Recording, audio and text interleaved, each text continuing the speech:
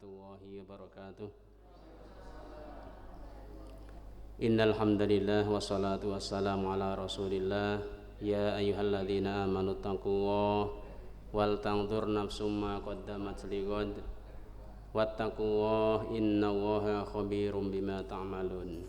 Hadirin jamaah rahimakumullah. Bagaimana kabarnya Bapak Ibu sekalian? Alhamdulillah sehat. Semoga senantiasa disehatkan oleh Allah Subhanahu wa taala. Barangkali ada yang kurang sehat, semoga diberikan kesehatan oleh Allah Subhanahu wa taala. Bapak Ibu rahimakumullah, alhamdulillah kita sudah sampai lagi di malam Jumat.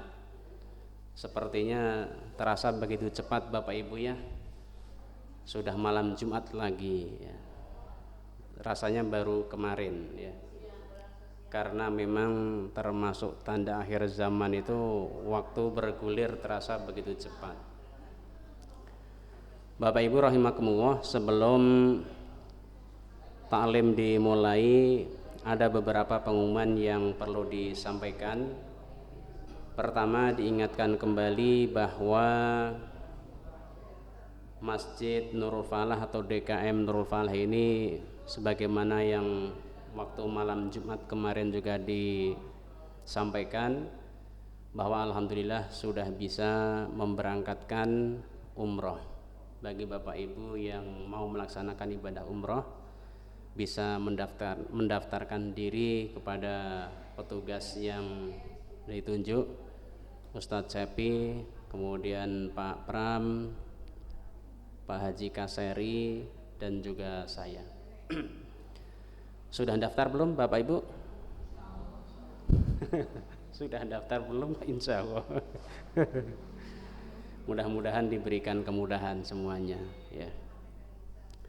Kemudian yang kedua, bahwa insya Allah besok malam Ahad tanggal 29 akan terjadi gerhana bulan atau matahari?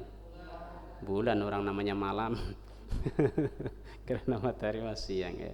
Jadi akan terjadi gerhana bulan insya Allah. Nah, DKM Nurul Falah atau di masjid kita ini insya Allah akan dilaksanakan sholat gerhana. Kira-kira jam berapa Pak Hadi pelaksanaan sholatnya? Ya, jadi mulai gerhana mah kurang lebih 2:30 ya, sampai jam 4 lah kurang lebih ya. Untuk pelaksanaan sholatnya insya Allah jam 3:30 ya, 3:30 jadi langsung mulai ya. Mudah-mudahan dilancarkan, dimudahkan oleh Allah Subhanahu wa taala ya. Kemudian yang ketiga berkaitan dengan canceling atau kotak wasiat ini kotak amal ya. Diingatkan kembali bagi jamaah yang sudah membawa canceling atau kotak amal ini, canceling subuh ya, bagi yang sudah diisi atau sudah penuh ya, bisa ditukar dengan yang kosong dibawa pulang, yang penuh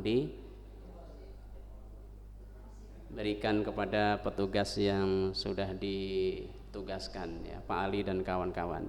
Jangan lupa ditukarnya ya, jangan yang kosong ditukar yang isi yang isi ditukar yang kosong gitu kan. Kemudian yang berikutnya berkaitan dengan santunan bagi saudara-saudara kita yang membutuhkan, yaitu sedekah beras ya. Bagi Bapak Ibu yang berkenan atau kepengen ikut berperan serta, bisa menghubungi Pak Ali atau Pak Agus ya, untuk bersedekah beras kepada saudara kita yang membutuhkan. Baik Bapak Ibu rahimakumullah, itu mungkin sekedar pemberitahuan dan pengumuman. Kemudian yang berikutnya, acara ta'lim kita di malam hari ini akan disampaikan oleh Al-Ustadz Budi Hatoat LC. Materinya apa Bapak Ibu? Sudah di-share? Apa materinya? Bahaya dosa syirik ya. Baik Bapak Ibu rahimakumullah, sejauh mana bahaya dosa syirik tersebut mungkin nanti dijelaskan, syirik kecil ataupun syirik besar ya, seperti apa bahayanya. Mudah-mudahan dengan ilmu yang beliau sampaikan menambah ilmu yang bermanfaat buat kita semuanya, dan semoga kita dihindarkan dan dijauhkan oleh Allah dari dosa syirik, baik syirik yang kecil maupun syirik yang besar. Kepada Al-Ustadz, waktu dan tempat dipersilakan.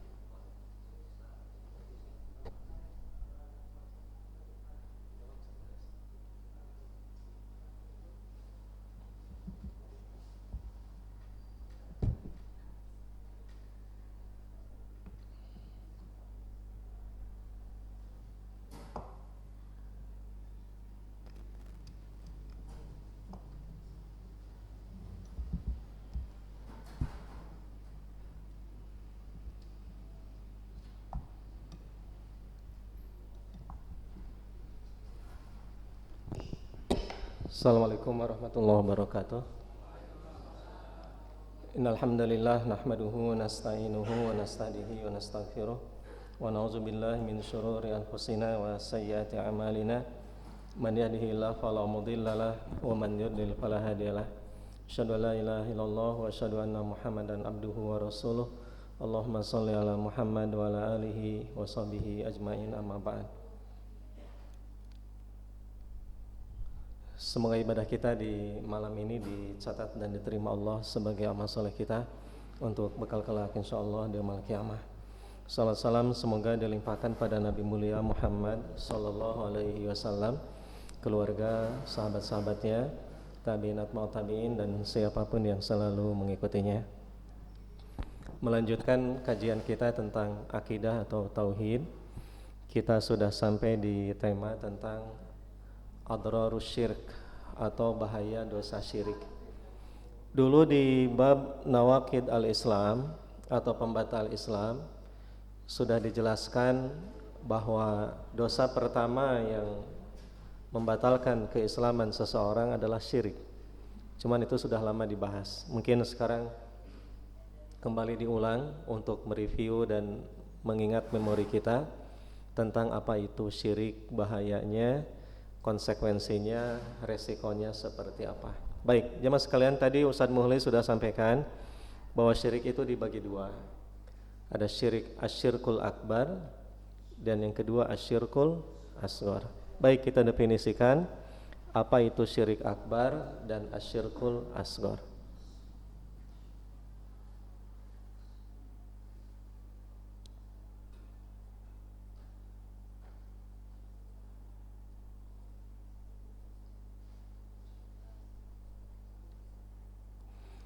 Baik, asyirku jemaah sekalian dibagi dua. Asyirkul akbar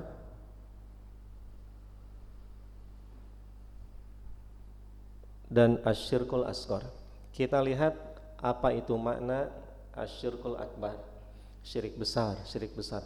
Nanti setelah kajian ini, definisi syirik akbar, syirik besar, ke depan akan kita bahas anwa'us syirki. Bentuk-bentuk kemusyrikan itu apa?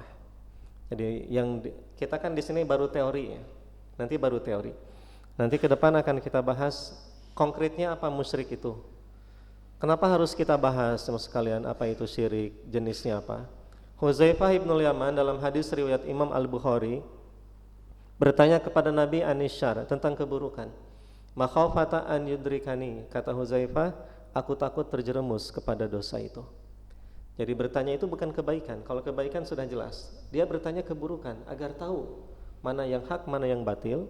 Ketika dia tahu keburukan itu batil, ini munkar, ini dosa, dia menghindari perbuatan itu. Jadi penting buat kita mengenal anwa'us syirk. Tapi sekarang kita bahas makna syirik terlebih dahulu.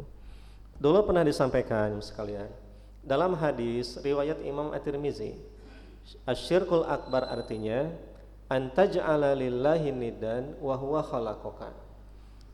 Engkau menjadikan bagi Allah sekutu sementara Allah yang menciptakanmu. Antaj'ala, ini makna syirkul akbar.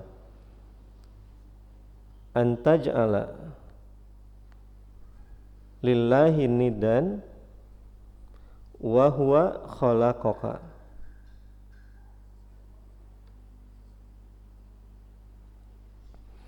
Antaj'ala lillahi niddan wa huwa khalaqaka. engkau menjadikan bagi Allah sekutu, sementara Allah yang menciptakanmu. Allah yang menciptakan kita, yang memberi kita rizki, yang memberi kita kehidupan, yang memberi segala sesuatu. Seharusnya kita itu sujud, bersyukur, menyembah kepada Allah, ya kan, yang memberi kita segala sesuatu, meminta kepadanya. Ini orang percaya ke Allah, Allah yang menciptakannya, tapi dia salah minta, tapi dia salah tawakal, bukan kepada Allah, menduakan Allah, tapi dia salah sujud, gitu. Tapi dia salah berterima kasih, tapi dia salah tujuannya bukan kepada Allah. Maka orang tersebut musyrik. Atau salah mengagungkan, harusnya dia mengagungkan Allah, tapi makhluk yang diagungkan, maka dia musyrik. Antaj'ala lillahi niddan wa huwa khalaqaka. Menyekutukan Allah, bahasanya begitu. Bahasa singkatnya, menyekutukan Allah sementara Allah yang menciptakanmu. Begitu. Baik, sekarang kita lihat bagaimana bahaya dosa syirik akbar. Atau nanti ada definisi lainnya dalam kitab tauhid, jemaah sekalian. Definisi lain dari syirik akbar adalah taswiyatullah bi ghairillah fi ma huwa min khasaisillah. Taswiyatullah bi ghairillah fi ma huwa min khasaisillah.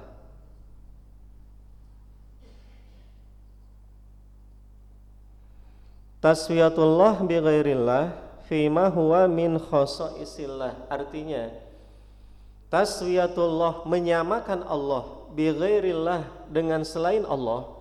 Maksudnya menyamakan Allah dengan makhluk, fima huwa min khasaisillah, dalam hal yang khusus untuk Allah. Saya ulangi, menyamakan Allah dengan makhluk dalam hal yang khusus untuk Allah. Contoh, sujud, harusnya sujud kita kepada Allah, ya kan? Sujud kepada selain Allah berarti menyamakan Allah dengan makhluk. Contoh lain, pemanya mengagungkan, harusnya kita mengagungkan siapa? Allah, ya kan? Tapi seseorang mengagungkan selain Allah. Mensucikan, harusnya seorang mensucikan Allah, tapi dia mensucikan makhluk. Nah, pertanyaannya ini lebih konkret sedikit. Apakah ada orang yang mengagungkan selain Allah? Jawabnya ada. Contoh apa? Dalam tauhid nanti kita bahas secara detail ya ke depan insyaallah. Ini hanya sekedar contoh saja. Itu al-halfu bi ghairillah.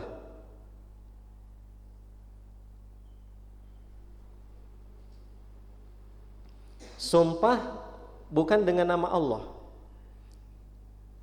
Kata para ulama, sumpah itu mengagungkan sesuatu untuk meyakinkan orang, maka dia mengagungkan sesuatu untuk meyakinkan orang. Contoh, demi Allah, ya kan? Yang dipakai sumpah itu sesuatu yang agung gitu, sesuatu yang hebat. Dan kalau orang bersumpah, kata Nabi, bersumpahlah dengan nama Allah. Demi Allah. Kenapa wajib Allah disebut dalam sumpah? Allah Maha Agung, layak dan pantas Allah disebut ketika sumpah. Tidak boleh menyebut selain Allah. Demi Allah, demi Rasulullah. Boleh tidak itu? Tidak boleh, sebab Rasul makhluk. Demi Allah, demi langit, demi bumi. Boleh tidak menyebut demi langit, demi bumi? Enggak boleh. Itu mengagungkan makhluk. Demi Ka'bah. Betul Ka'bah itu agung, betul dimuliakan oleh Allah, tapi tidak boleh dipakai dengan sumpah. Sumpah disamakan dengan Allah. Itu enggak boleh. Walaupun Ka'bah itu mulia, dimuliakan oleh Allah begitu. Tapi tidak boleh disebut ketika orang bersumpah. Demi langit, demi bumi, demi Allah, demi Rasulullah, demi Ka'bah, enggak boleh itu. Nah, kata Nabi, man halafa bi ghairillah faqad asyraka aw kafara. Siapa yang sumpah dengan selain Allah, dia bisa musyrik atau kafir. Kapan dia musyrik? Kalau dia menyamakan Allah. Kapan dia kafir? Kalau seandainya dia menafikan Allah dan dianggap itu Allah, disamakan dia dengan Allah. Hati-hati jemaah sekalian. Nah, itu sekedar contoh. Nanti kita bahas lebih detail apa itu al-halfu bi ghairillah. Baik, maka jemaah sekalian, syirik akbar itu taswiyatullah bi ghairillah fima huwa min khosaisillah, menyamakan Allah dengan selain Allah dalam hal yang khusus untuk Allah. Maka jika hal itu khusus ke Allah unggul gitu, jangan pada makhluk. Contoh meminta, kita wajib minta kepada Allah yang khusus. Allah hanya bisa mengijabah hanya Allah subhanahu wa ta'ala. Contoh minta surga, kita minta surga itu harus kepada siapa? Pada Allah subhanahu wa ta'ala. Gak boleh minta surga ke suami. Bapak mas soleh, mama minta surga, suami juga belum tentu ke surga, ya kan? Ke kiai gitu, kiai, bolehkah meminta satu permohonan? Kata kiai, sok hoyong naon, kiai lebetkeun abdi ka surga. Kata kiai, aduh duka itu, saya juga belum tentu ke surga. Surga bukan milik kiai. Minta surga, berlindung dari api neraka kepada siapa? Pada Allah. Begitu ya mas sekalian. Kecuali kalau kita minta bukan yang khusus pada Allah, contoh minta air, umpamanya ke istri, mah punten minta air. Kata istri, bapak tong minta ka mah musyrik, ka Allah minta mah. Nah, itu mah istrina berlebihan tauhidna gitu. Halus teuing, hebat teuing. Boleh, sebab makhluk itu bisa memberi dan itu bukan khusus untuk Allah. Begitu ya sekalian. Nah, jadi jemaah sekalian, demikian hal yang khusus untuk Allah ke Allah saja. Nggak boleh minta kepada selain makhluk. Tawakal, ya kan? Berharap, kemudian bersandar, takut, tujuan hidup, sujud, memohon, mengeluh, itu kepada Allah semua. Tidak boleh kepada selain Allah. Taswiyatullah bi ghairillah fima huwa min khosaisillah, menyamakan Allah dengan selain Allah dalam hal yang khusus untuk Allah. Baik, jemaah sekalian, bagaimana besarnya dosa syirik dalam Al-Quran? Dalam Al-Quran surat Al-Maidah ayat 72, itu di tengah Al-Maidah ayat 72 ya. Atau coba kita lihat Al-Maidah ayat 72 ya. Allah subhanahu wa ta'ala berfirman, innahu man yusyrik billah faqad harramallahu alaihil jannah.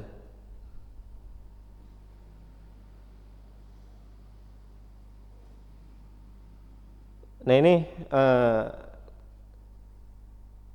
Allah berfirman, laqad kafaral ladzina qalu, dan sungguh telah kafir orang yang mengatakan, innallaha huwal masih ibnu Maryam, sesungguhnya Allah itu Al-Masih bin Maryam. Ini terjemahannya. Sungguh telah kafir orang-orang yang berkata, sesungguhnya dialah Allah, dialah Al-Masih putra Maryam. Sesungguhnya Allah itu dialah Al-Masih putra Maryam. Cuman kecil ya terjemahannya. Padahal Al-Masih sendiri berkata, wahai Bani Israel, sembahlah Allah Tuhanku dan Tuhanmu. Al-Masih sendiri mengatakan, wahai Bani Israel, sembahlah Allah Tuhanku dan Tuhanmu, Tuhan kalian. Jadi Al-Masih saja tidak mengatakan dirinya Tuhan, ini dianggap Tuhan, maka dia kafir. Siapakah yang punya keyakinan seperti itu? Nggak ada kecuali Nasrani. Maka Nasrani secara hukum kafir. Dan kita harus mengatakan kafir orang yang Allah sebut kafir dalam Quran. Kan sudah dibahas kemarin. Jadi kafir itu tidak boleh disebut kecuali yang disebut oleh Quran atau hadis Nabi sallallahu alaihi wasallam. Baik, jemaah sekalian, innahu man yusyrik billah. Nah ini, sesungguhnya barang siapa yang musyrik kepada Allah, menyekutukan Allah. Satu, faqad harramallahu alaihil jannah. Satu, Allah haramkan kepadanya surga. Haram surga. Surga haram bagi orang musyrik. Kedua, wa ma'wahun nar, dan tempatnya neraka. Itu kedua. Besarnya dosa syirik atau resiko syirik, bahayanya syirik. Diharamkan surga, tempatnya neraka, dan yang ketiga, wa maliz zalimina min ansor, orang musyrik tidak akan ditolong, orang zalim tidak akan ditolong, tidak dapat syafaat, moal aya anu nulungan. Jadi syirik akbar itu kekal di neraka. Begitu ya mas sekalian. Nah itu Allah berfirman, innahu man yusyrik billah faqad harramallahu alaihi jannah wa ma'wahun nar wa ma lizzalimin min ansar. Baik, jemaah sekalian, maka dosa syirik itu pertama ini syirik akbar. Resikonya harramallahu alaihil jannah. Itu satu, Allah haramkan kepadanya surga. Yang kedua, ma'wahu annar, tempat dia neraka. Yang ketiga, wa ma lizolimina min ansor. Tah eta bahaya syirik akbar itu. Berat terus sekalian. Pertama diharamkan surga. Nauzubillah ya. Surga bisa haram gitu. Artinya dia kekal di neraka. Kalau surga sudah haram, yang kedua wa ma'wahun nar, tempatnya neraka. Dan yang ketiga, wa ma lizolimina min ansor. Bagi orang zalim tidak dapat syafaat. Tidak ada yang bisa menolong dia. Itu badai kumaha lamun tos kitu. Kan ngeri ya. Luar biasa. Syirik itu wah dahsyat sekali. Kejam sekali syirik itu. Makanya hati-hati. Jangan sampai seorang jatuh kepada kemusyrikan. Baik, di surat An-Nisa ayat 48 Allah berfirman bahwa innallaha la yaghfiru an yushraka bihi wa yaghfiru ma duna zalika liman yasha. La yaghfiru, Allah tidak akan mengampuni. La yaghfiru an yushraka bihi, orang yang musyrik kepadanya tidak akan diampuni oleh Allah. Sering saya sampaikan dulu, bukankah Allah itu penyayang? Bukankah Allah itu pengampun? Tapi naha dosa syirik tidak diampuni. Kan Allah pengampun. Laras teh Ibu? Ya kan? Allah penyayang, Allah pengasih. Tapi naha dosa syirik tidak diampuni gitu. Jangan sekalian kilah. Dulu saya pernah ngasih gambaran gini ya. Sering saya sampaikan di berbagai kajian. Gambarannya gini, tentu beda Allah dengan makhluk, ini beda. Jangan disamakan, ini makhluk saja. Makhluk, pamannya suami ibu. Suami ibu bekerja siang malam menafkahi istri, ya kan? Pokoknya mah bro-broan lah ke ibu mah. Naon yang ibu minta berikan. Itu suami bakat kunyaah, bakat kudedeh ke ibu. Semua yang dia punya mangga. Kok mama keur mama? Mangga. Tapi ketika suaminya suami sayang, suami ngasih ke ibu, pas malam tiba, ya, ibu itu atau istri itu tidur dengan laki-laki lain di hadapan suaminya. Cek suami teh kieu, mama da bapak mah gede hampura, mama bapak kan pemaaf. Bapak ini pengampun. Mama mau selingkuh, mah enggak teu nanaon.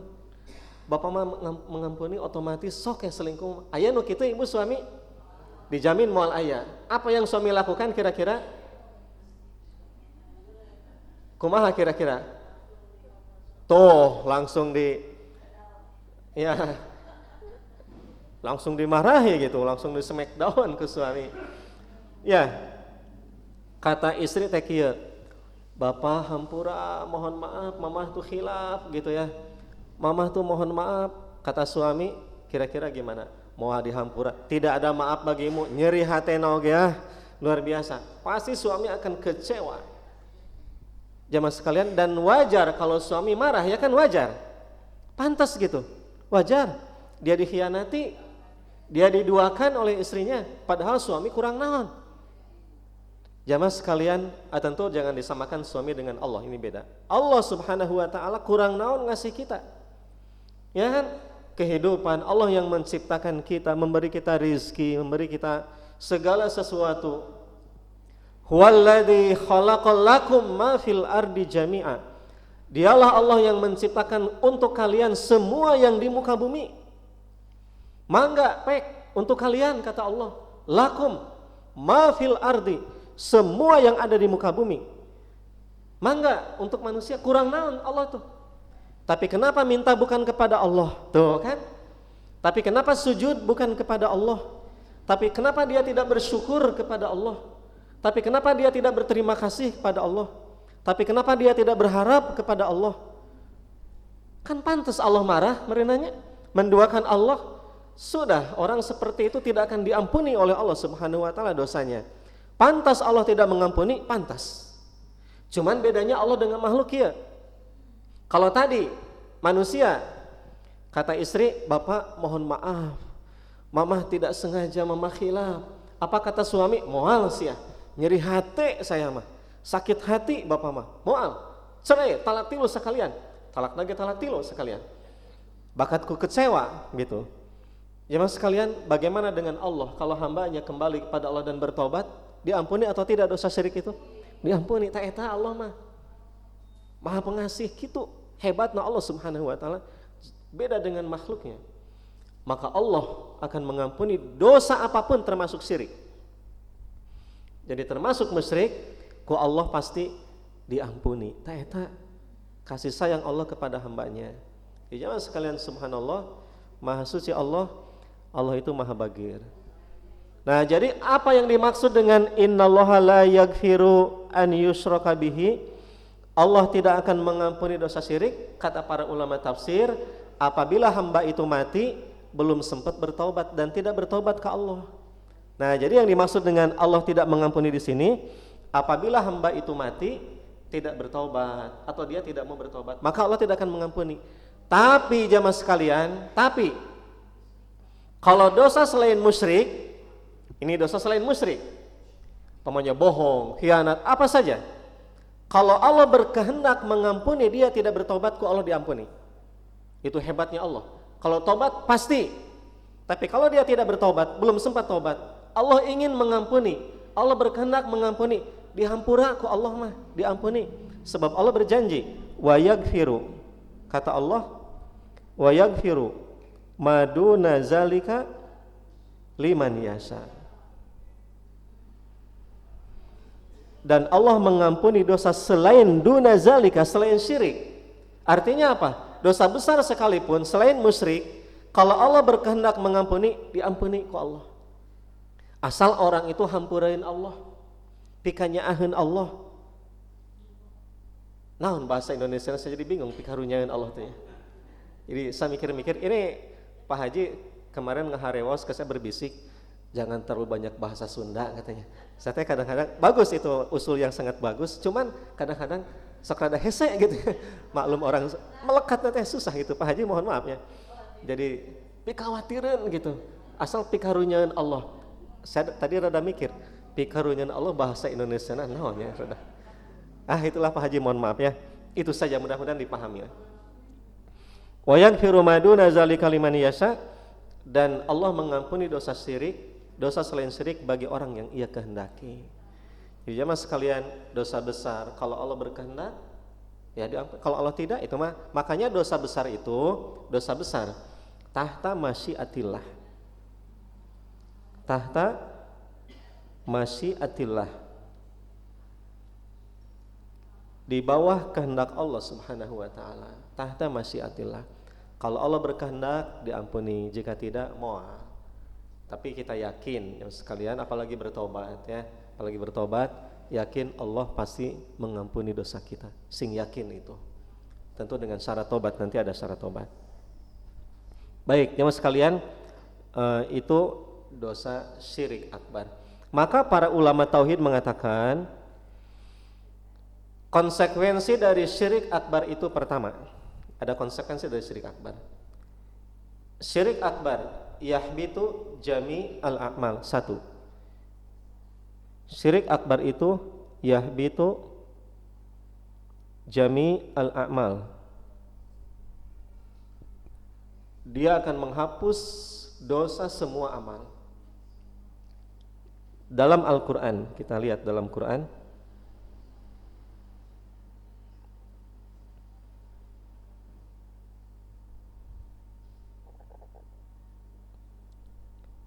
sebentar. Innahu man yusyrik billah faqad habita amaluhu wa huwa fil akhirati minal khasirin.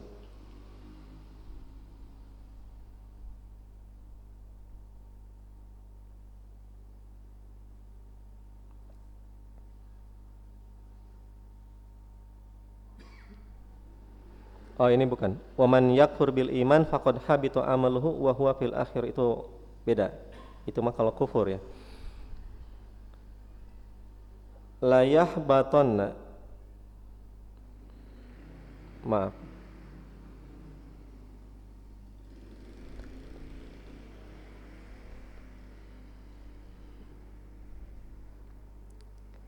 Kata Allah, nah ini firman Allah di surat ke-39 ya, Az-Zumar ayat 56. Allah berfirman, walaqad uhiya ilaika wa ilal ladzina min qablika la in asyrakta, jika engkau musyrik, kata Allah, la yahbatanna amaluka, pasti amalmu hapus, wala takunanna minal khasirin, dan engkau pasti tergolong orang yang merugi. Itu mah janji Allah. La in asyrakta, jika engkau musyrik, la yahbat, itu taukidnya dua, la lam taukid dan nun taukid. La yahbatonna, pasti niscaya akan hapus amaluka, amalmu, wala takunanna, itu juga sama, nun, ada nun taukid, ada lam taukid. Wala takunanna, dan pasti niscaya kamu bakal termasuk orang yang merugi. Jadi jemaah sekalian, pertama, syirik akbar itu menghapus semua amal. Allah mengatakan demikian. Surat Az-Zumar ayat 65. Baik. Coba kita kembali. Pertama, syirik akbar yahbitu jami'a al-a'mal, menghapus semua amal, itu satu. Kedua, syirik akbar itu yukhlid sahibuhu finnar, mengekalkan pelakunya di neraka. Tadi Al-Maidah ayat 72. Innahu man yusyrik billah faqad harramallahu alaihi al-jannah, diharamkan surga. Surga haram berarti malaikat surga. Kalau surga sudah haram berarti tempatnya di neraka. Wa ma'ahun nar. Maka syirik akbar mengekalkan pelakunya di neraka. Kemudian yang ketiga, jemaah sekalian, kalau orang sudah kekal di neraka berarti dia bukan orang muslim, ya kan? Sebagai orang muslim, walaupun dia harus masuk neraka, nauzubillah, tetap dia dapat jaminan surga. Sebab barang siapa yang dalam hatinya adalah la ilaha illallah, kata Nabi, dakhalal jannah, dia pasti ke surga. Maka konsekuensi yang ketiga, jemaah sekalian, dosa syirik akbar atau bahaya dosa syirik akbar adalah yukhrij sahibahu anil millah. Yukhriju sahibahu anil millah, mengeluarkan pelakunya dari agama, maka dia murtad secara hukum. Dulu pernah dibahas, di antara dosa pertama seorang murtad atau keluar dari agama adalah asyirku, dosa syirik. Maka syirik akbar murtad, keluar dari agama, nauzubillah. Tah itu bahaya dosa syirik akbar itu berat, ya sekalian, berat. Sampai amalnya hapus, sampai pelakunya di neraka, sampai keluar dari agama. Begitu. Nah, kalau sudah begini, ya sekalian, kalau sudah begini maka ada konsekuensi berikutnya. Satu, konsekuensi berikutnya, ya. Satu, haram nikah dengan orang musyrik akbar. Satu itu, nggak boleh nikah, murtad, musyrik. Jadi hurma al-munakahah. Satu, haram pernikahan. Itu satu, tidak boleh nikah dengan orang musyrik, tidak boleh menikah dengan orang kafir. Kedua, teman sekalian, hurmatul wilayah. Hurmatul wilayah, haram diwalian. Musyrik menikah wali itu haram. Yang ketiga, teman sekalian, yahrum as-shalah ala janazatiha. Yahrumus shalah ala janazatiha, ala janazatihi. Tidak boleh salat di hadapan orang musyrik karena dia sudah murtad, nggak boleh disolatkan. Wayahna itu mah. Jadi orang main musyrik tidak boleh disolatkan. Syirik akbar ya, syirik akbar. Kita masih bicara di syirik akbar, bukan syirik asghar. Kemudian yang keempat, yang satu hormatul munakahah, haram menikah dengan orang yang musyrik. Yang kedua hormatul wilayah, tidak boleh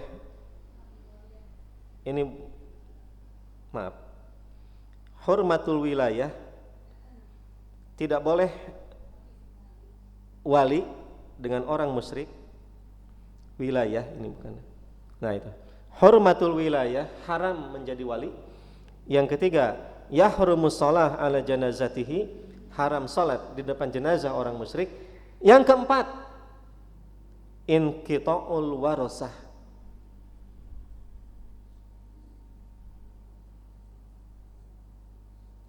inqita'ul warasah, haram warisan. Warisan haram, putus waris. Jadi kalau anaknya syirik akbar murtad, ayahnya murtad, maka warisannya putus, nggak bisa saling mewarisi. Tidak bisa saling mewarisi. Itu mah di hukum positif juga udah sama, nggak boleh. Di hukum positif, jangan hukum agama. Kalau orang murtad beda agama itu tidak saling mewarisi, itu sudah jelas. Gitu. Dalam agama juga seperti itu. Itu sudah diambil, alhamdulillah, kompilasi hukum Islam diambil dari hukum Islam, alhamdulillah. Nah, jadi jemaah sekalian, itu konsekuensi dari syirik akbar. Pertama, haram nikah. Yang kedua, haram perwalian. Yang ketiga, haram salat di depan jenazahnya. Dan yang keempat, putus warisan, tidak saling mewarisi. Wal'iyadzubillah. Jadi, syirik akbar ini luar biasa, dahsyat. Itu dosanya itu berat sekali. Baik, sekalian, yang kita bicarakan tadi dari awal itu tentang syirik akbar ya. Sekarang kita masuk ke terakhir, apa itu asyirkul asghar. Ini yang kedua. Yang kedua, asyirkul asghar. Apa itu syirik kecil? Tapi syirik kecil ulama sepakat kecil namanya, tapi dosanya besar. Jadi walaupun syirik kecil tapi dosanya besar. Termasuk dosa besar syirik kecil itu. Termasuk dosa besar. Ya. Baik, apa itu asyirkul asghar? Nabi tidak mendefinisikan, beda dengan syirik akbar. Kalau ada syirik akbar, Nabi mendefinisikan antaj'ala lillahi niddan wa huwa khalaqaka. Engkau menyekutukan Allah padahal engkau tahu Allah yang menciptakanmu. Itu dari Nabi sallallahu. Tapi kalau syirik asghar, Nabi tidak menyebut, tapi Nabi hanya bilang dalam hadis, sesungguhnya dosa yang paling aku takuti adalah syirik asghar, di antaranya riya. Jadi riya, syirik asghar, riya, ibadah ingin dipuji untuk Allah ibadahnya. Jadi untuk Allah ibadah itu, tapi dia menyisihkan pujian dari makhluk, begitu, maka itu disebut syirik. Cuman asghar, riya. Cuman kata Nabi, riya itu sangat tersembunyi, ya, sangat-sangat tersembunyi, tipis gitu, tipis sekali. Makanya kalau saya mohon maaf ya, asa kurang setuju gitu jika jamaah kajian kemudian selfie, kajian dulu gitu ya, baik di IG atau di status. Baiknya jangan, tapi bukan di jamaah di sini, bukan ya, ini mah di tempat lain gitu. Yang suka begitu tanya, ngaji dulu gitu, kajian dulu, janganlah, karena itu tipis. Oh Ustaz, ini mah enggak, cuman ngajak orang, tapi tipis gitu, tapi tipis. Sebab kalau dipuji dia senang ya kan, uluh meni rajin, henteu ieu mah kalaresan we, dia kan senang, dia merendah. Biasa kalau orang dipuji itu merendah, kenapa? Ingin pujian berikutnya. Jadi orang dipuji merendah itu sebetulnya riya, kata para ulama, karena dia ingin pujian berikutnya. Waduh meni resep, meni rajin, henteu ieu mah kalaresan we, tuh subhanallahnya keur mah rajin ngaos, meni tawadu deui, alhamdulillah gitu. Jadi kan ingin dipuji lagi. Kalau orang dipuji langsung ya alhamdulillah, tekedah naon gitu merendah, subhanallah masih muda, rajin ke masjid, rajin kajian, enggak, sama orang bodoh, sama orang biasa, subhanallah, meni merendah, meni tawadu. Dia merendah gitu ingin dipuji berikutnya. Aduh meni bager, meni soleh, henteu abdi mah jalmi alit, sarung ge lalogor, sarung lalogor atuh. abdi mah jalmi bodoh, teu kedah kikituan ibu. Subhanallah ibu meuni rajin ngaos, meuni resep, alhamdulillah. Tos beres teu kedah seueur ka itu ka dieu. Titik, segala puji milik Allah, beres masalah. Teu kedah kikituan, merendahnya enggak usahlah kalau menurut saya. Itu ria. Jadi ria itu tipis. Ya, makanya enggak usah selfie segala gitu ya. Enggak usah naon langsung update status tekedah pengajian ngaji lahnya lillahi ta'ala karena Allah subhanahu wa ta'ala.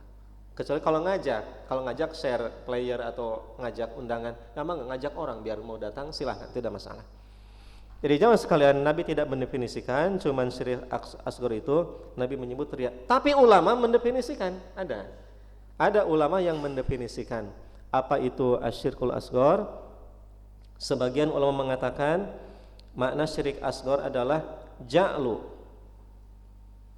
ma laisa sababa ja'lu ma laisa sababa, menjadikan sesuatu yang bukan sebab dianggap sebab. Kartos teh ibu, menjadikan sesuatu yang bukan sebab dianggap sebab, bukan sebab tapi dianggap sebab, teu nyambung disambung-sambungkeun, tidak ada hubungan dihubung-hubungkan, padahal tidak ada hubungan. Contoh, semenjak saya pakai cincin ini usaha saya jadi lancar, ada hubungan tidak? Dan kalau dihubung-hubungkan itulah musyrik, tidak ada hubungan. Kalau saya pakai cincin ya untuk sekedar hobi hiasannya mah enggak, jangan dikait-kaitkan. Semenjak saya pakai jam tangan ini kemana-mana saya jadi aman. Kok mau jadi untuk turun hujan semenjak saya pakai cincin ini, apa kaitannya, apa hubungannya? Tidak ada kaitan. Begitu. Dan kalau dihubung-hubungkan, semenjak rumah saya tusuk sate, usaha bangkrut di pasar, naon hubunganana? Ya. Nah, seperti itu. Jadi syirik asghar itu sesuatu yang tidak ada kaitan dikait-kaitkan. Lamun aya kupu-kupu ke rumah berarti pantona molongo. Eta mah teu naon eta pantona muka ya. Teu masalah eta mah. Kalau duduk di lawang panto berarti halangan jalan. Ya halangan jalan jelas itu mah teu naon. Tapi jodoh mah aya tamu kan tidak ada kaitan. Apa-apaan itu. Jadi klinik, hurufat, tahayul ya. Selevel kita nih jamaah yang ahli kajian apalagi sudah ngaji tauhid, hilangkan itu sebab itu syirik. Kalau nomor sekian bakal apa? Bakal rugi, bakal binasa, bakal cilaka. Dengan aya istilah cilaka 12-nya, tapi nomornya 13 gitu ya. Enggak mau orang pakai nomor 13 gitu. Tuh aya pemain sepak bola nomornya 13, saya belum pernah lihat itu. Enggak ada di hotel bintang 5 lantai 13 asa teu aya. Itu sieun kabeh.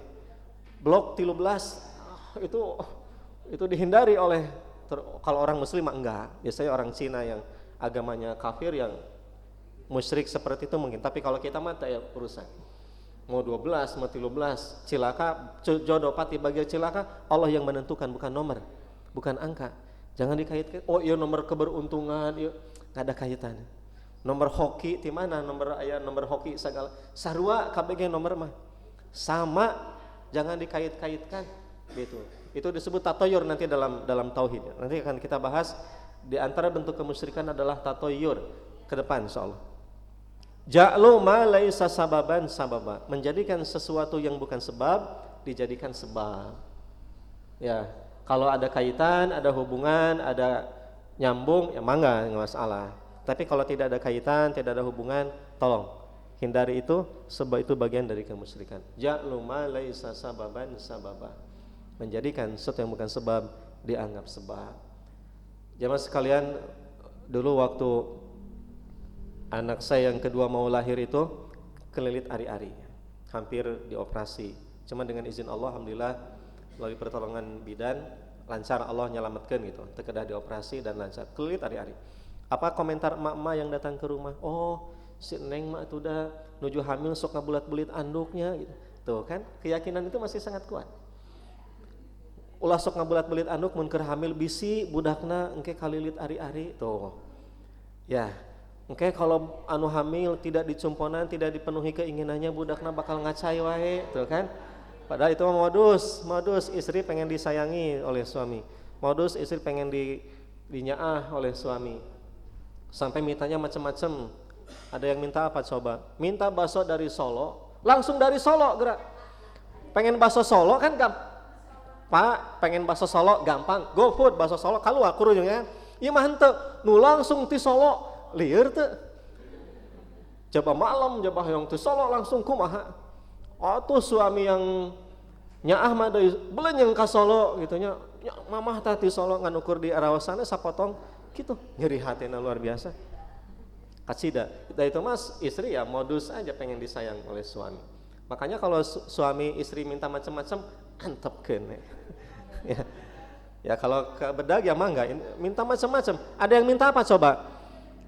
Minta pengen nyabak kumis tetangga ke suami coba. Pak, komunikasikan atuh mama teh keur hamil. Ararateul eta hoyong nyabak kumis tetangga, kan gomplok kumis teh. Bapak teh mama teh getek kemun ningali teh. Atuh suami teh datang suamina coba. Kata tangga, Pak, mohon maaf, istri saya sedang hamil. Oh ya, kenapa minta maaf segala? Kan hamil mah alhamdulillah itu bersyukur. Enggak, ini Pak, dia ngidam. Ngidam apa? Pengen nyabak kumis Bapak, gitu. Oh tuh tetangga teh, oh gitu. Mangga, dimanggakeun coba. Tadi dimanggakeun mah kabur tas istri gitu kan. Ya, aneh-aneh he. Jadi, oh nanti kalau tidak dicumponan ngacai, jangan ada pemahaman seperti itu. Enggak usah lah. Kita masih primitif ya, pemahaman primitif saya yakin ya. Zaman dulu itu, zaman dahulu kala ini sudah abad modern, sudah ini. Oh kalau bangun rumah harus menghadap ke sini, nanti keberuntungan, nanti berkah rezeki, nanti bakal datang. Enggak lah. Kalau menghadap matahari biar panas, biar hangat mangga. Itu mah nyambung, ada kaitan, boleh. Biar sehat, biar bugar, silakan. Biar tidak redup, biar tidak biar tidak dingin, biar tidak lembab, ya mangga, enggak masalah. Tapi kalau di sini nanti rezeki bakal datang, ke sini nanti rezeki bakal tertutup, di sini nggak usah lah ya. Dulu ada, saya masih ingat, ini mah orang Cina ya, maklum orang kafir. Ketika dia jalan kaki, lihat rumah saya, kan rumah saya itu rumah mungkin ya, rumah sederhana gitu ya. Panto langsung ke dapur kan, jadi kalau di luar teh muka panto dapur teh kelihatan gitu, karena kecil. Apa kata si engkau itu? Ini kalau menurut Feng Shui rumah nggak boleh begini. Ini langsung harusnya pintunya di pinggir, nggak boleh langsung di depan. Nanti rezeki bakal putus, nanti bakal alah dalam hati. Nggak ada urusan dengan saya, nggak ada. Ya, antep kan. Sampai sekarang alhamdulillah saya belum pernah temakan gitu ya, belum pernah ada naon gitu, ada mara bahaya gitu. Alhamdulillah diselamatkan ya, kok Allah teh nggak ada kaitan dengan panto gitu ya. Ya, aman-aman saja sampai sekarang udah puluhan tahun di rumah itu nggak ada masalah gitu. Antepkan ya, saya nggak pernah merubah pintu itu. Kalau rekomendasinya kan ini pintu harus digigir, pinggir, kok boleh langsung pintu, ini dapur langsung, ini bakal begini. Alah dalam hati antepkan ya. Dan saya juga tidak mengiyakan, diam aja. Orang seperti itu jangan dilayani. Jadi jamaah sekalian, menjadikan sesuatu yang bukan sebab dianggap sebab. Nah itulah syirik. Hati-hati. Jangan sampai kita mengait-ngaitkan sesuatu yang tidak ada kaitan, tidak ada hubungan, dianggap sebagai sebab atau ada hubungan. Itu syirik, begitu ya. Kalau ada hubungan ya mangga. Ada kaitan ilmiah, teruji secara medis, menurut lab oke, dokter bilang mangga, secara ilmiah terbukti ya mangga, dengan tetap meyakini Allah yang menyembuhkan kalau itu pengobatan. Ya, demikian ya mas sekalian. Nah, sering yang bertanya ke saya, Pak Ustadz gimana kalau datang ke bukan ke dokter, orang pintar. Saya tidak bisa mengatakan itu syirik atau tidak. Lihat cara pengobatannya saja, tekniknya bagaimana gitu. Teknis dia mengobati seperti apa. Kalau dia klinik tidak ada kaitan, jangan. Kalau ada kaitan nyambung, ada hubungan, monggo silakan, enggak masalah. Ya. Dokter ibu ketika dia ngobatin pasien, pertama dokter akan bilang, Bapak Ibu, saya mah dokter hanya membantu yang menyembuhkan Allah, kan gitu ya. Semua dokter soleh bilang begitu. Kedua, dokter juga kan ada kaitan, ada hubungan. Tidak semata-mata dokter langsung ngobatin begitu saja kan enggak. Contoh nih, cucu saya kemarin muntah-muntah. Ya kan kalau saya mah enggak tahu. kan langsung dikasih obat anti mual gitunya, tapi tetap aja kan kalau ke dokter beda, dokter meriksa beda. Kenapa Pak? Tuh apalin dia juga anak itu sakitnya apa? Kenapa Pak? Tuh nanya dokter juga. Ini dok muntah-muntah, oh begitu. Dokter nggak langsung ngasih obat. Saya lab dulu ya biar tahu penyebabnya apa. Tuh di lab dulu, baru setelah keluar lab, oh ternyata leukositnya naik, ada virus, itu yang dia obatin, gitu. Itu yang bukan mual, bukan lambung, ada kaitan dengan lambung. Ya, jadi dokter ngasih obat itu nyambung gitu, ada kaitan, ada hubungan. Dia nggak sembarang ngasih obat. Coba kalau ke orang pintar, kunaon iya, oh atau iya macam naon geus ditunjuk, iya penyakitna anu, kan langsung dituduh gitu, langsung ditunjuk. Maka tidak ada oh iya atau ditiup ku eyang, puah ya. Maka pengobatan seperti itu bisa jatuh pada kemusyrikan, tidak ada kaitannya Mas sekalian, tidak ada hubungan. Begitu. Nah, jadi kalau dilakukan secara ilmiah ada kaitan, ada hubungan, mangga. Ini saran saya kalau orang sakit, udahlah mendingan ke dokter aja, puguh gitu ya. Tapi kalau ke orang pintar juga, sepanjang dia tidak musyrik, ya mangga silahkan, tidak masalah. Tapi kalau pengobatannya aneh-aneh, macam-macam, semua diobatan kucai gitunya, kan tidak semua bisa sembuh dengan air. Bahaya kalau terlalu banyak minum bagi orang yang punya penyakit ginjal kan lain cerita. Ya, beda masalah. Gitu. Orang yang besar terus di tanwai kasih minum terus kan bahaya juga. Jadi tidak semua dengan air. Jadi jemaah sekalian demikian. Syirik itu patokannya seperti rumusnya gitulah. Ini rasional tidak? Kalau tidak jangan. Rasional ya monggo. Tapi itu dalam masalah dunia. Nanti dalam masalah ibadah beda lagi. Jangan rasional kalau dalam masalah ibadah ya. Ibadah mah ghair ma'qulil makna. Demikian jemaah sekalian syirik asghar. Nah, perbedaan dengan syirik akbar, kalau syirik akbar tadi menghapus semua amal ya kan? Jadi syirik akbar itu yahbitu jami'al amal satu. Kalau syirik asghar tidak menghapus semua amal. Syirik asghar itu menghapus amal yang menyertainya saja. Pamannya begini. Seorang syirik akbar, maka semuanya hapus. Haji dia, umroh dia, salat dia, saum dia, zakat dia, ta'lim dia, sedekah dia, kebaikan dia pada suami, pada anak, pada istri, pada semua orang, hapus semua. Kalau syirik akbar. Tapi kalau syirik asghar tidak.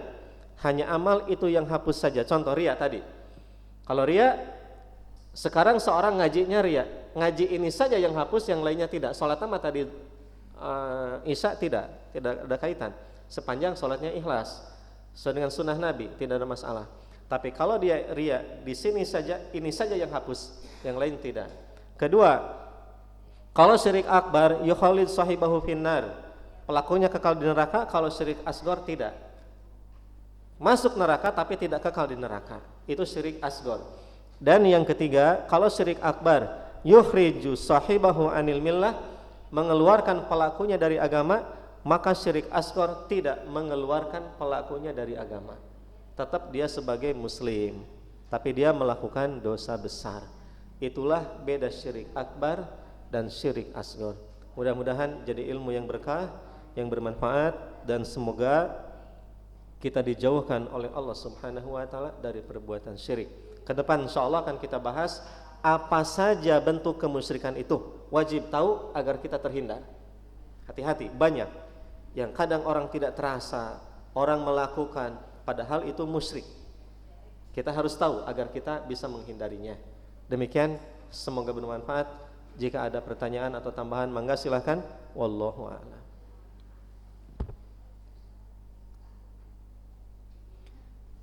Mohon Ustaz Mukhlis mangga.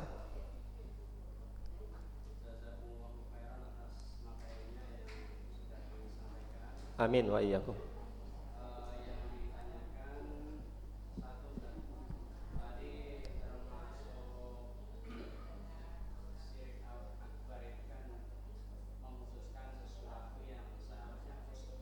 Iya.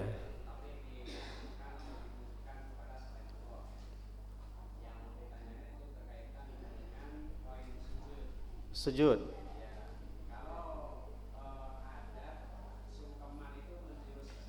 Ya nuhun. Sujud. Sungkeman ya. Apakah itu termasuk musyrik? Tidak, karena dia sujud bukan pada Allah gitu ya. Baik, hatur nuhun Ustaz Mukhlis. Ini pertanyaan bagus sekali. Karena ini keseharian orang kan sungkeman ya kan, kemudian orang itu Tazallul dalam bahasa Arab itu merendahkan diri di hadapan orang. Punten, kan orang Sunda begitu ya. Tazallul itu dalam bahasa Arab merendahkan diri. Asor lah kalau kata orang Sunda mah handap asor gitu. Nah, bagus Ustaz Mukhlis. Nuhun, pertanyaannya bagus sekali. Sujud itu nanti ada dua. Ada sujud ibadah, ada sujud tahiyah, sujud penghormatan. Sujud ibadah jelas bikamalil khudu' wa tazallul. Dengan segala kerendahan dan dengan segala penghambaan. Maka itu sujud ibadah. Contoh sujud kita kepada Allah, ya kan? Sujud kita kepada Allah. Wajib sujud kepada Allah Subhanahu wa taala, tidak boleh pada sujud pada orang lain. Itu sujud penghambaan kita hanya kepada Allah. Itu sujud ibadah. Sujud yang kedua, Ustaz Mukhlis juga Bapak sekalian, ada sujud tahiyah, sujud penghormatan. Dalam Al-Qur'an, malaikat disuruh sujud kepada Adam, bukan sujud ibadah. Tapi kata Imam Ibnu Katsir di kitab tafsirnya adalah sujud tahiyah, sujud menghormati Adam. Sujud menghormati Adam. Jadi kalau bahasa Sunda mageningan sok aya bahasa urang teh kudu sujud ka indung, ya kan? Nyembah ka bapa, kan aya kitunya nasihat orang tua. Itu bukan makna sujud ibadah dalam arti khudu tazallul, perendahan dan penghambaan, bukan, tapi itu sujud penghormatan. Betul, dalam arti kita harus hormat pada kedua orang tua kita. Ya. Nah, jadi sujud tahiyat atau sujud penghormatan, sujud malaikat kepada Adam. Nah, iblis tidak mau sujud pada Adam. Kata Mu'tazilah, iblis itu makhluk yang paling bertauhid. Karena iblis tidak mau sujud pada Adam, itu salah. Mu'tazilah keliru. Kenapa? Sebab motif iblis tidak mau sujud pada Adam disebutkan kata Allah, aba wastakbaro wa kana minal kafirin. Iblis membangkang perintah Allah, wastakbaro, dan iblis takabur, ya kan, sombong. Wa kana minal kafirin, dan dia termasuk kafir. Nah, jadi iblis tidak mau sujud pada Adam bukan tauhid, bukan dia tulus hanya sujud ke Allah, bukan, dia mah sombong bedegong gitu, ngabangkang perintah Allah. Jadi sujud malaikat kepada Adam bukan sujud ibadah, tapi sujud tahiyah menghormati. Sungkem seseorang kepada kedua orang tua itu menghormati. Tapi ada tapinya.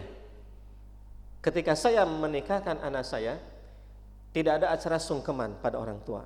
Jadi kata apa itu panitianya, Pak Budi, acara tidak. Kenapa? Cukup di rumah bakti. Menghormati orang tua tidak harus begitu.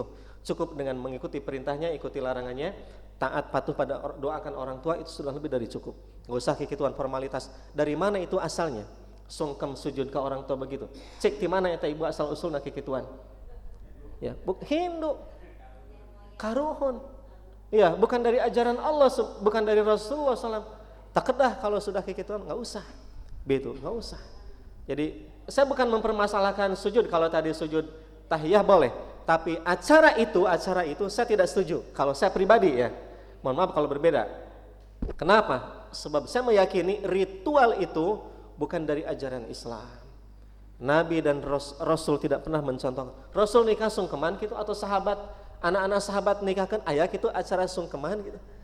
Belum pernah saya baca riwayat, ya, belum pernah. Nah itu nanti hukumnya beda, nanti hukumnya lain, Ustaz Mukhlis.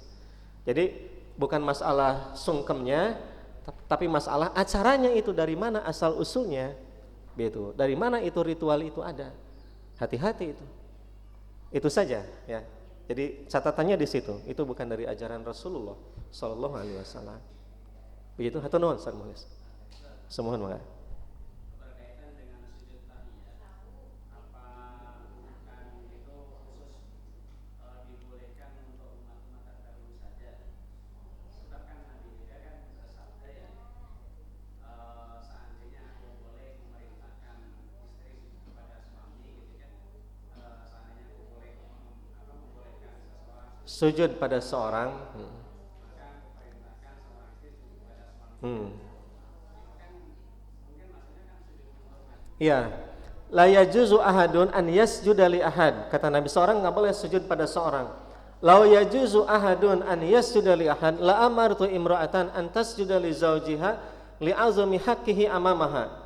Seandainya boleh seorang sujud kepada seorang, tentu aku akan menyuruh istri sujud pada suaminya. Saking besar hak suami di hadapan istrinya, saking besar kewajiban istri pada suaminya, itu sujud ibadah. Cuman itu nggak boleh. Begitu, itu nggak boleh. Jadi itu mah sujud ibadah. Tidak boleh seorang istri menyembah suami, itu nggak boleh. Menyembah hanya pada Allah Subhanahu wa taala. Tapi dia patuh taat pada suami boleh, karena itu perintah Allah Subhanahu wa taala.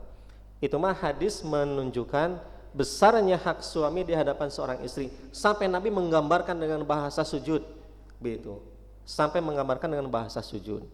Nah, jadi pamannya orang Sunda ya kan, atau orang Jawa, sampai lewat itu sampai bungkuk punten.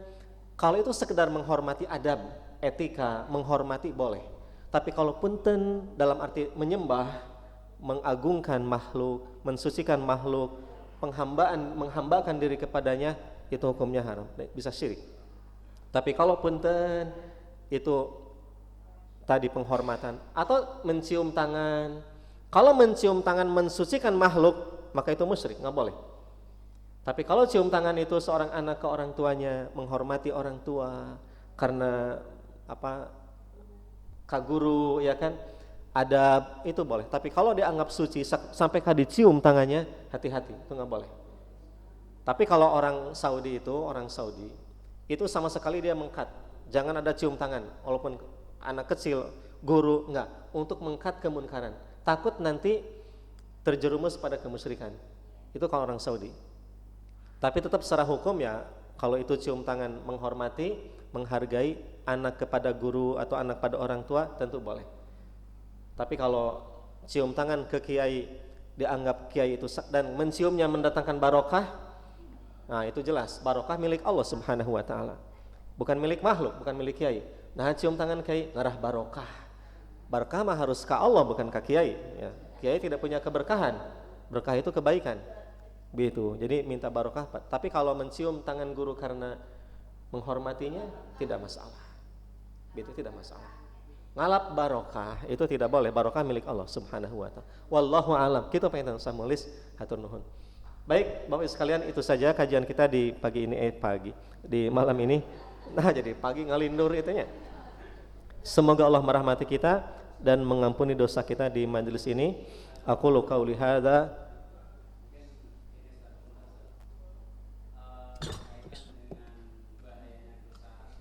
Ya. Iya.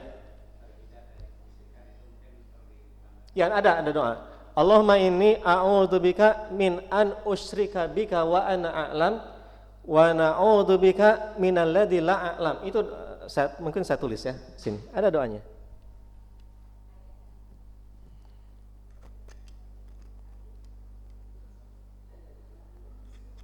Nuhun Ustaz Mukhlis, ini kelewat ya, kita tulis di sini.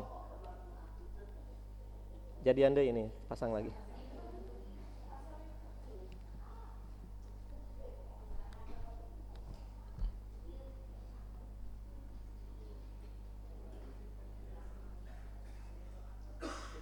Doa agar terhindar dari kemusyrikan ya.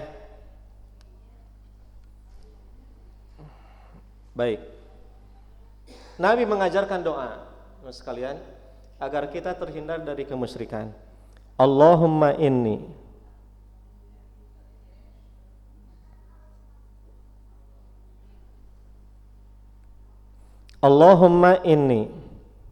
a'udzubika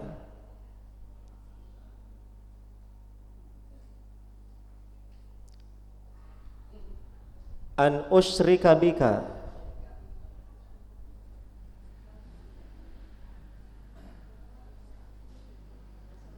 wa ana a'lam.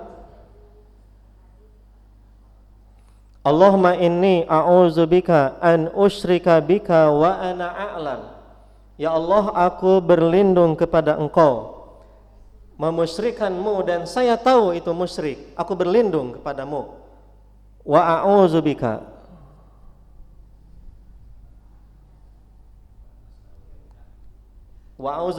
ada. Wa a'udzubika minal ladzi la a'lam. Wa a'udzubika, ada beberapa versi, ada beberapa teks tentang doa ini. Wa a'udzubika minalladzi la a'lam.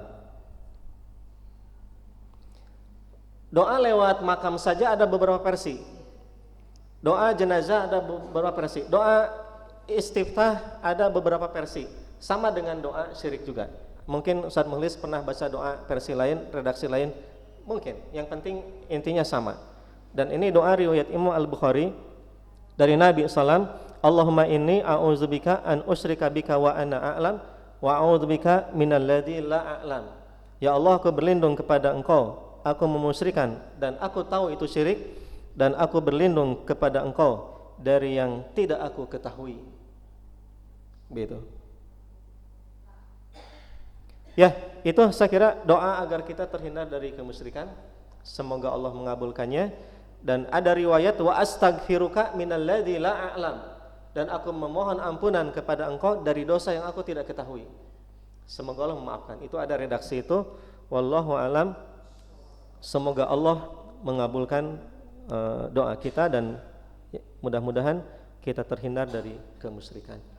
Aqulu qauli hadza wa astaghfirullah li wa lakum. Alhamdulillahirabbil alamin. Assalamualaikum warahmatullahi wabarakatuh.